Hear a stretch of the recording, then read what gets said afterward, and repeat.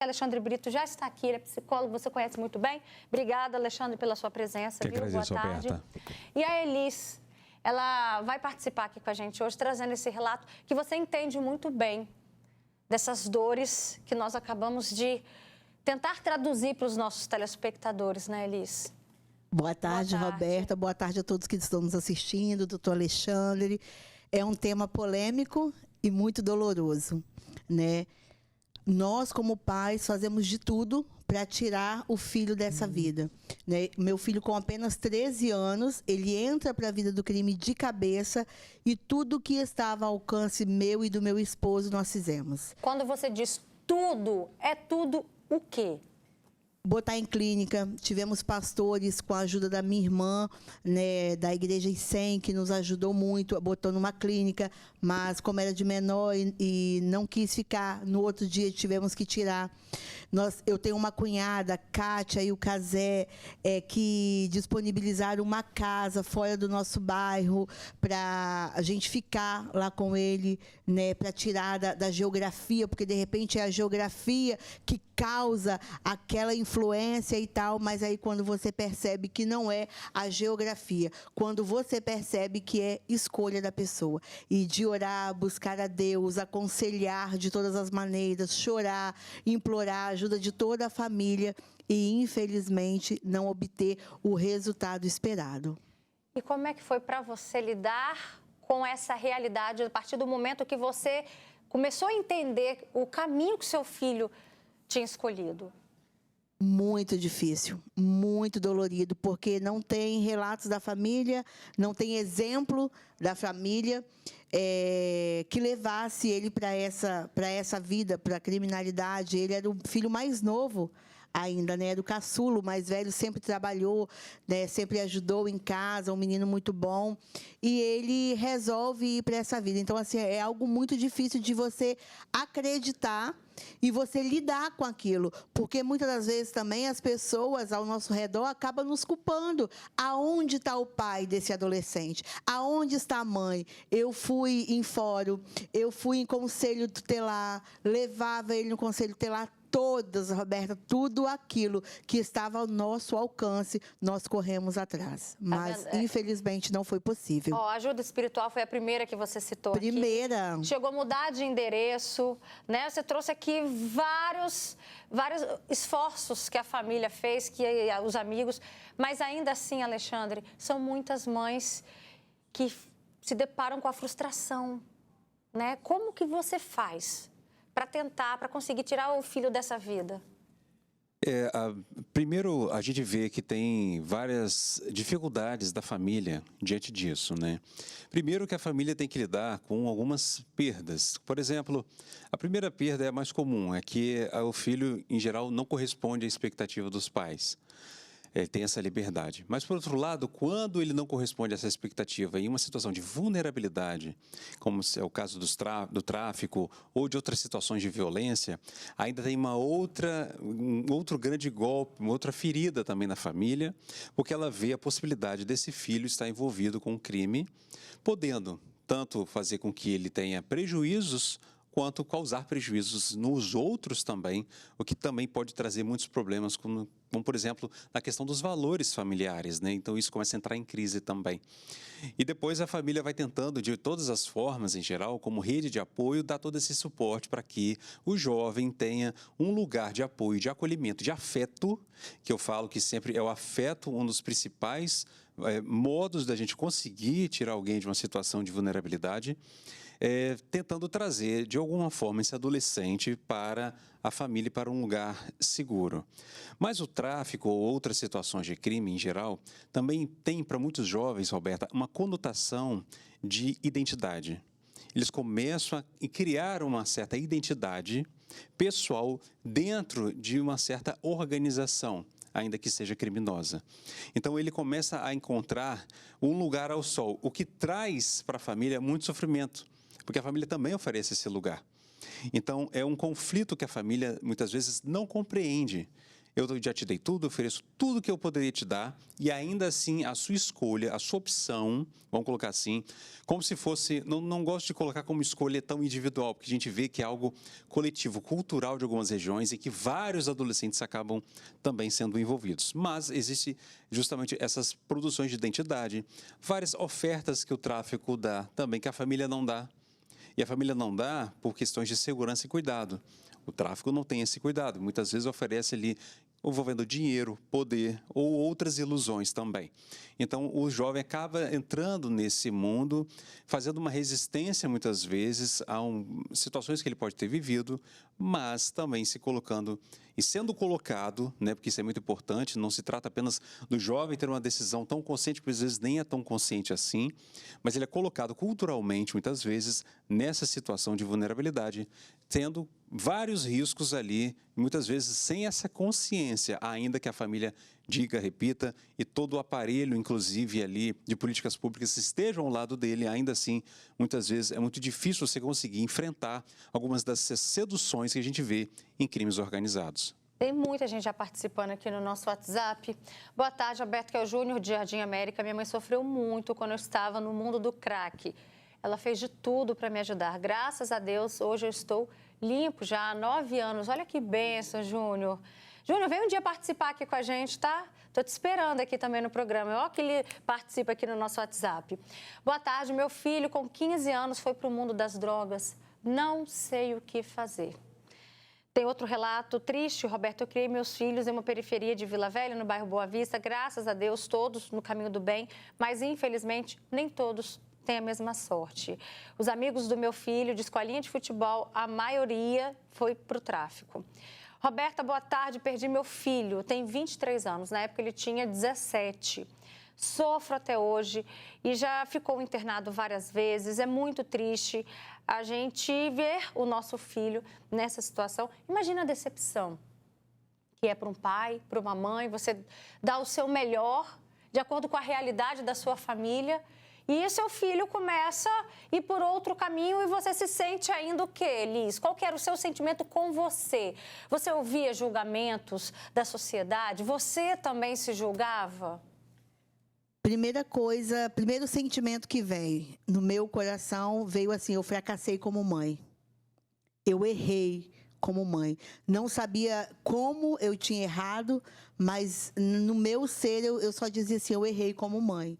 Porque, como o doutor disse, né, a gente, não só os nossos filhos que sofrem os danos, mas, de certa forma, eles causam danos também. Então, assim, eu errei como mãe, eu falhei como mãe, mas eu tive 2 filhos, né? O Tiago, um exemplo de filho que sempre me deu muita alegria, o Diogo também me deu algumas alegrias, mas e aí eu pude entender que eu não errei tanto, porque em um eu acertei. E eu criei da mesma forma, mesmo pai, mesma mãe, mesmo ambiente, mesmo tudo, né? E aí você vê um indo para a vida errada, para a vida do crime, né? Mas a gente tem essa sensação de como fracassei como mãe em algum momento. Como que os pais fazem para lidar com esse sentimento que não tem como, né? A gente ouve um relato desse, não tem como a gente, em algum momento, não se questionar. Como que eles lidam com esse sentimento? Olha, trabalhando, atendendo e vendo essas realidades, né, muitas vezes fazendo esse serviço também com essas famílias, a gente vê que as famílias têm esse sentimento inicial: onde foi que eu errei, o que eu podia ter feito.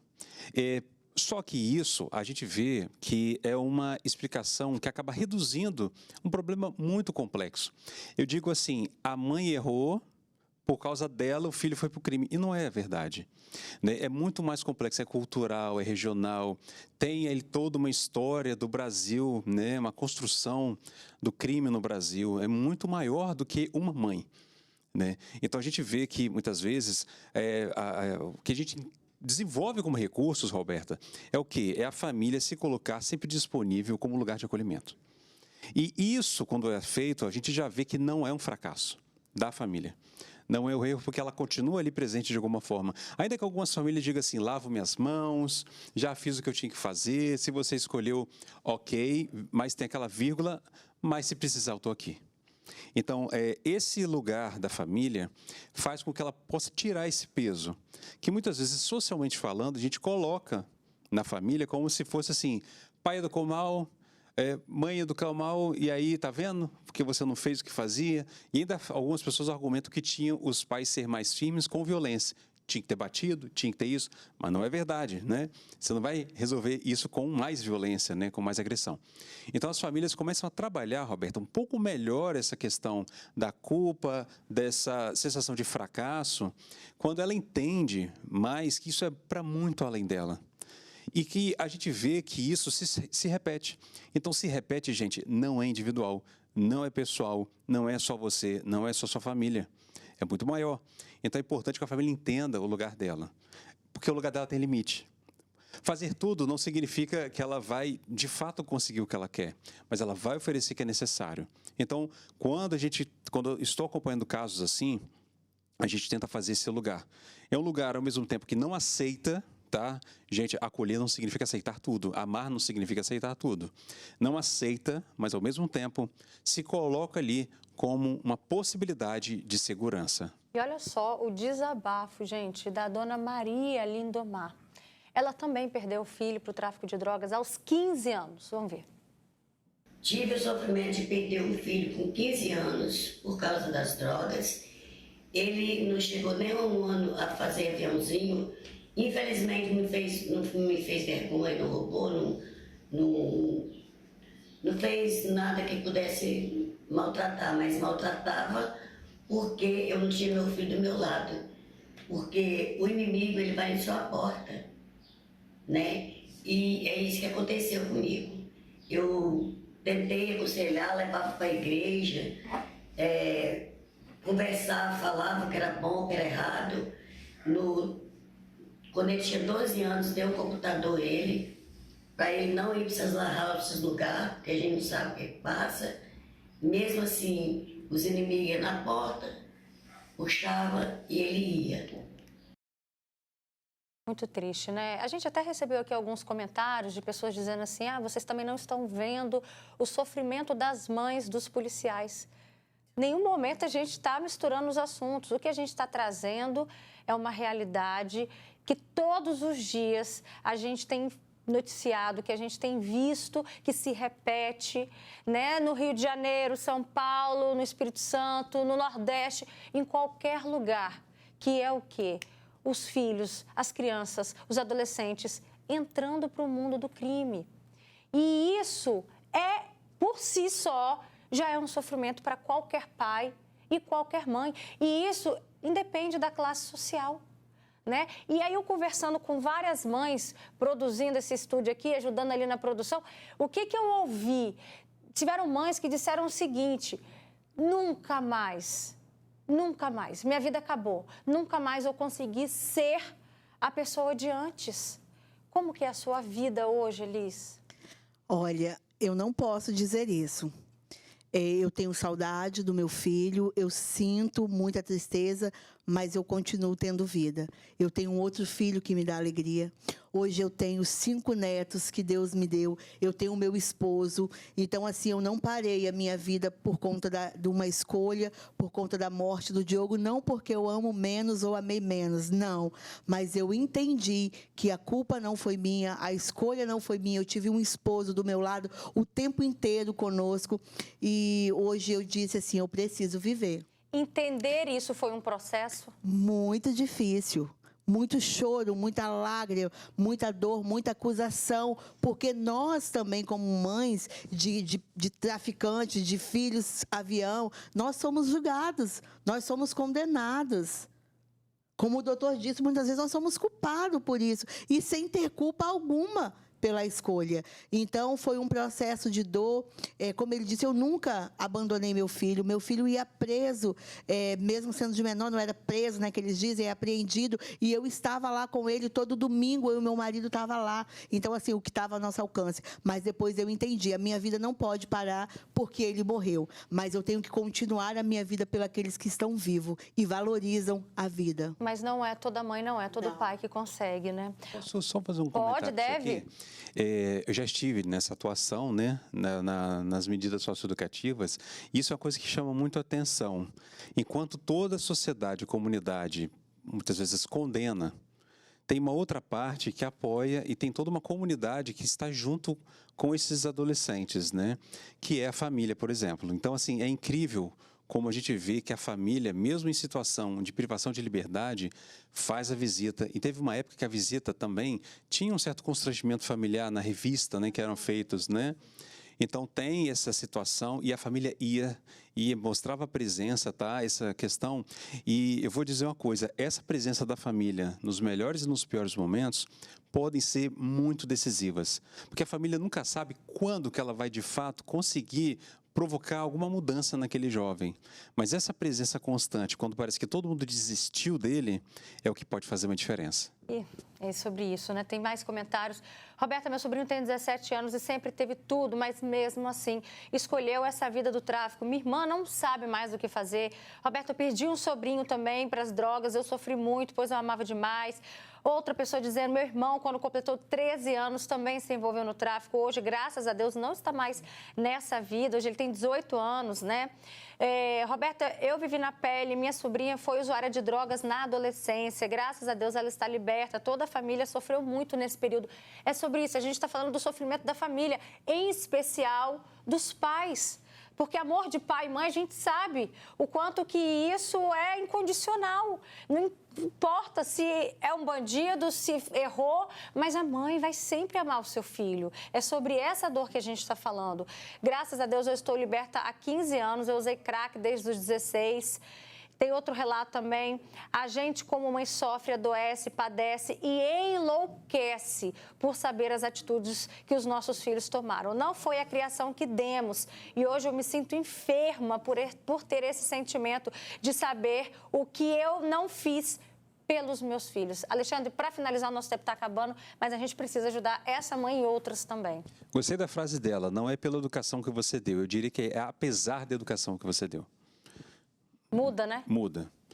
Porque se a gente ressignifica as coisas como ela trouxe dessa ressignificação, de se sentir vivo, ainda que tenha uma perda, mesmo que seja se sentir vivo da seguinte forma, né? Eu nunca mais vou ser a mesma, mas continuo vivendo. Ainda tenho, de alguma forma, né, essas questões que me movem, me mantêm viva. Então, eu acredito que seja pensar nisso, que a família, ela como rede de apoio, como aquele sustento que traz a coisa mais importante para a vida, que eu acredito que são os afetos, e o afeto é protetivo, porque não basta oferecer apenas coisas materiais. Tem toda uma rede, uma política pública que você pode procurar, procure ajuda. O problema é que as famílias sentem vergonha de pedir ajuda, tá? Porque elas já se sentem constrangidas, mas peça ajuda sim, não tente fazer isso como se você sozinho fosse responsável, ou o único responsável, isso está inclusive na legislação, pela criança, pelo adolescente, seja por quem for. Então, nem sempre é pela educação. E às vezes não é, ou quase nunca é pela educação, mas é apesar dela.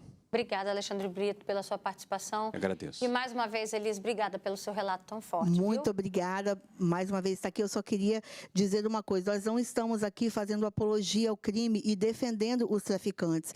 Quando eu vejo aqueles montes de corpos lá, de traficantes, eu não vejo traficantes ali, eu vejo seres humanos. Assim como os policiais também que foram assassinados. Uma guerra que acaba dos dois lados e que ninguém está ganhando. A gente só consegue olhar ali e ver vidas, pessoas que perderam as suas vidas pela guerra que está. E aí a gente vê o sofrimento de quem ficou, porque por trás de um traficante, de um policial, existe uma pessoa que ama. Obrigada, Elis.